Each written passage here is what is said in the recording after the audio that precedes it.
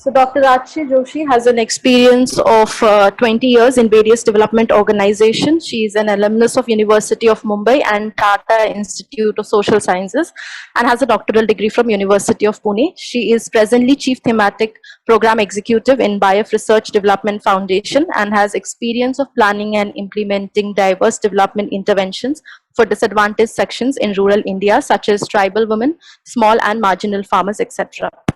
She also specialized in poverty and underdevelopment issues, planning development research and tribal livelihoods, and NRLM-based interventions in niche areas, liaising with the funding agencies and domain experts. So what I will be doing is I will not go into why and how of nutrition gardens, but based on BIF's pan-India location experience of implementing this intervention, I will be drawing some learnings and insights, and then I will be sharing nutrition garden as an initiative in a larger context.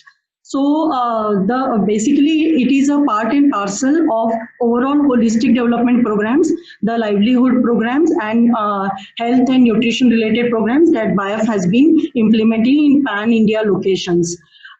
So importantly, what I will be talking about 2-3 programs, and first such initiative that we are having with Tata Cornell initiative is program called Tarina. The Tarina program is a unique program which is a technical assistance and research for Indian nutrition and agriculture. So here I would like to draw your attention to food system approach. So I think rather than talking about standalone intervention of home garden or nutrition kitchen garden, I think we need to look at home garden and kitchen garden in a larger food system approach. And I think that is the one learning that has been generated through our Tarina initiative and association. So it is the vision of that Tarina program was more nutrition sensitive food system. So they are not talking about only access to minerals and micronutrients, but they are talking about overall food system. Then the goal was improved availability, affordability, access to food diversity and quality. So that's the kind of vision I think we should all have when we are talking about nutrition garden also.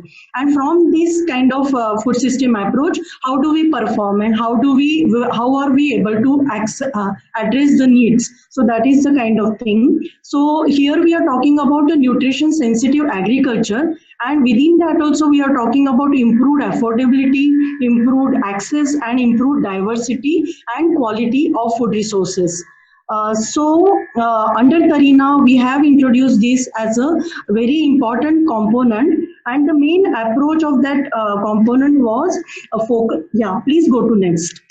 So main important aspect of that component was addressing the seasonal food deficit. So there is a gap analysis, and one of the gap identified in overall food system was seasonal food deficit. So I think the nutrition garden intervention needs to be seen from that angle. It helps addressing the seasonal food deficit and also the seasonal micronutrient gap, because in monsoon there are a lot of things which are available. Similarly, from staples there are many things that are available, but this micronutrient gap and seasonal food deficit gap, that was requiring some intervention.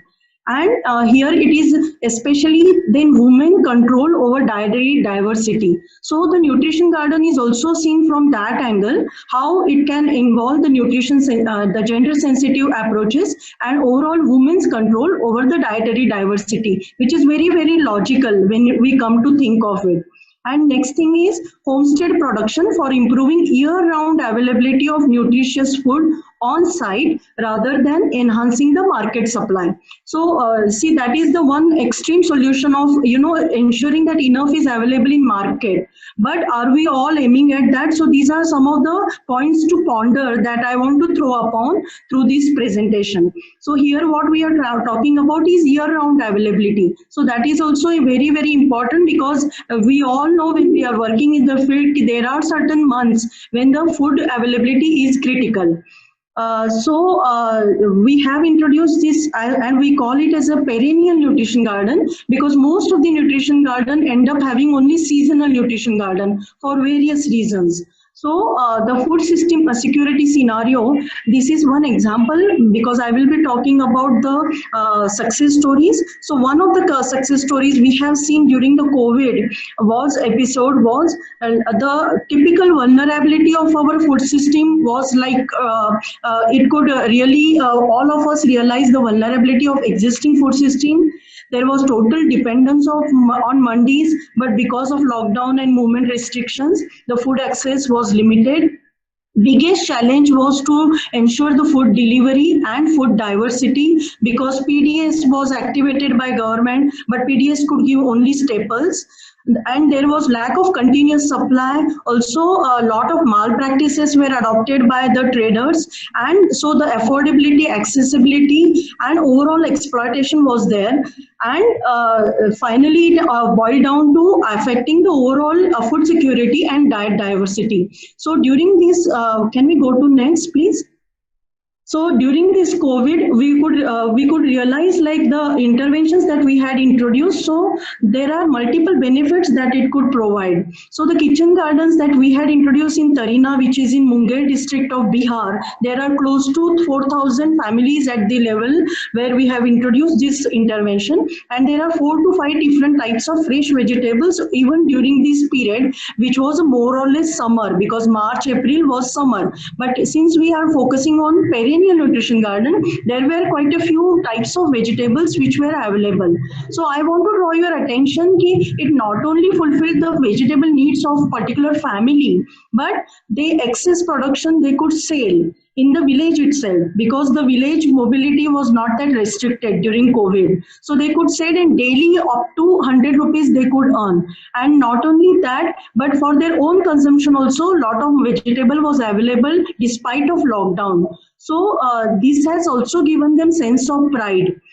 Because they were giving to affluent families, and I think that is pride is very important because most of the time this nutrition garden we think the resource poor should have it, but even they can have this dignified livelihood. So that is very important contribution from that point of view. Next, please. So, another important. So this is what we have realized the COVID pose like situation or climate change, which are posing new threats, and this also makes us think about the resilience building. So when we are talking about resilience building, even PM Modi ji spoke about Atmanirbhar Bharat. So then these are the interventions which are proving to be very useful from that point of view in terms of resilience building and in terms of self-sufficiency.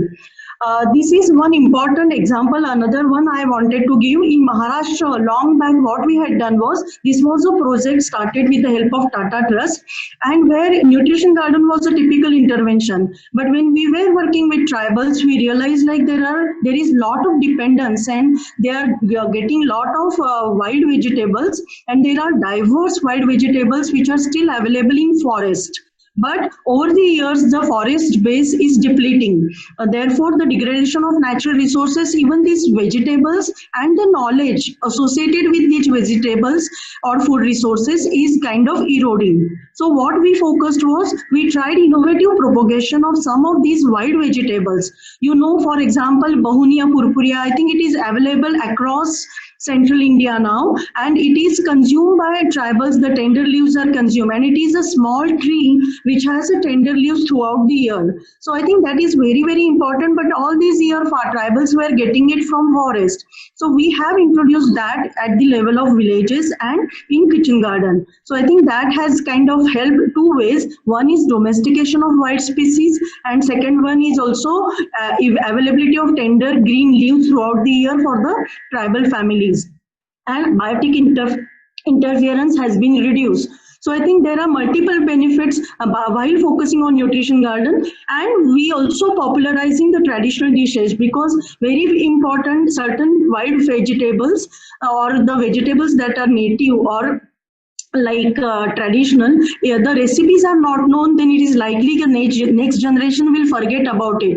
So how to process it also, there are ways to process it, otherwise there is a itching in the when you consume. So those type of things also we need to document and respect, and those custodians of knowledge we need to reward. Next, please. So this is many speakers have already spoke about this. Even we have tried, like apart from nutrition kitchen garden, can we have something like mushroom cultivation, which can be at an individual family level, and that's again a very rich source of minerals, and not only minerals from nutrition point of view, but from income generation point of view also, that is proving very useful. Why I'm taking this slide here is because these gunny bags, which are mostly the agri waste is used after the one cycle of mushroom, the same bags you can use for vertical gardening in nutrition kitchen garden. So that is the kind of multi-purpose benefits that it has, and so it can be easily integrated into our nutrition kitchen garden. And there are schemes supported by Atma now, so they are also encouraging this type of integration and this type of income generation activities which are nutrition sensitive. Next, please. Yeah, so there are quite a few slides on, which is like this is one effort that is being done in Maharashtra by my colleague who is Sanjay Patil. So we all know the eroding base of our dietary diversity now, and this once upon a time we had a very rich source, but that is getting eroded, and the knowledge is also getting eroded. So we need to work towards revival also. Next, please. So there are a lot of plant genetic resources. Next, please. So I will not go into details. Next, please. So what we are focusing is in different tribal pockets and agroclimatic zones of India. What we are doing is we have identified this pocket and we are trying to list the crop cultivars and diversity. And we are also trying to revive those kind of traditional food resources that are there and integrating those into nutrition kitchen garden. So I think if we are talking about nutrition kitchen garden, the important point is seeds. So through this program, we are focusing on the entire indigenous seed varieties and cultivars, which are easily available to farmers and that he can use year after year for his nutritional kitchen garden. Somebody who I heard mentioning about during this COVID and lockdown, they are facing problem for nutrition kitchen garden, whereas our communities are not facing because we have this source called indigenous seeds available in villages, and a very good system has been set to give and distribute and exchange those indigenous seeds now. Next, please. Next, please. What I wanted to talk about next, please. So here, what I am trying to highlight is, see, it is not something from outside that we are talking about nutrition kitchen garden. We can go to next slide. So what I am trying to say is we have to respect the THAS. THAS is Tribal Heritage Agriculture System. So kitchen gardening was a tribal heritage agriculture system, and I think now the time has come to understand that system, respect that system, and revive that system. So that is the one kind of approach that we are taking in the entire thing. You all know about Rahi Bai, who is called a seed mother, and she is from Akole block of Ahmednagar in Maharashtra, and she is the one, because she realized the importance of indigenous seeds. She has herself conserved many types of seeds, and now she is the BBC most influential woman, 50 most influential women. She is one of them. So that is the kind of simple illiterate tribal woman can focus and realize the importance of indigenous seeds. So, and then we all know now, take for example this eggplant. We all know, so Odisha, Madhya Pradesh, Bihar, Maharashtra, there is so much of diversity in terms of color, size, and in terms of taste and season in eggplant itself. So I think it has to go hand in hand with our nutrition kitchen garden program. It cannot be in isolation. Next, please. So this is what we have done, and it is not. Next, please.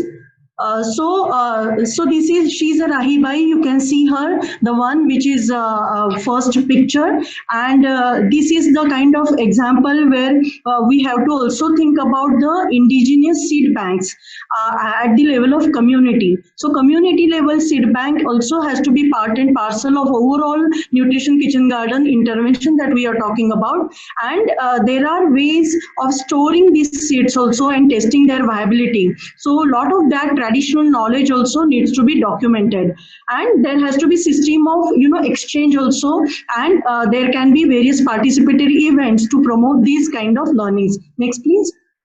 So I have last few slides. Next, please. Yeah, so I was talking about having food recipe contest also. So there are different dishes, and there are now festivals, wild vegetable festivals that are organized regularly, and these nutrition gardens have been established, and people are really taking lot of pride in sharing their knowledge and their dishes. So that's the thing. But it is not only the pride, but they are fetching lot of income also. Next, please. So they are fetching lot of income also. So we have started a local seed kit business, and let me tell you, the seed keepers group is now earning close to lakhs of rupees only by selling these seed kits. So the 10 different vegetable and all native, all conventional seeds are being sold, and the people in urban areas are like jumping on it, and regularly there are inquiries for these native seed packets that are being sold by these ladies. Next, please. So this is my last slide. So I just want to end that again. I want to highlight that we have to look at larger food system level change, and nutrition kitchen garden from in the larger context of food system. The tribal heritage agriculture system needs to be highlighted. Same thing with gender sensitivity and role of women in this nutrition kitchen garden. And I think there is now increasingly there is a kind of trend of responsible consumerism. Even in urban areas, I stay in Pune. Even in Pune, there are many people who wants to help the farmers, and they want to have safe and organic food. So I think there is externalities of responsible consumerism, responsible production also. And from all that point of view also, this nutrition kitchen garden, I think once again, we need to look at nutrition kitchen garden not only from micronutrient supply, but also in a larger context of livelihoods, nutrition security, dietary diversity, and resilience building. Thank you. Thank you, Dr. Rajshri, for this brilliant presentation and for providing us a brief highlight on BIF initiatives, success stories related to household food security via Nutria Garden.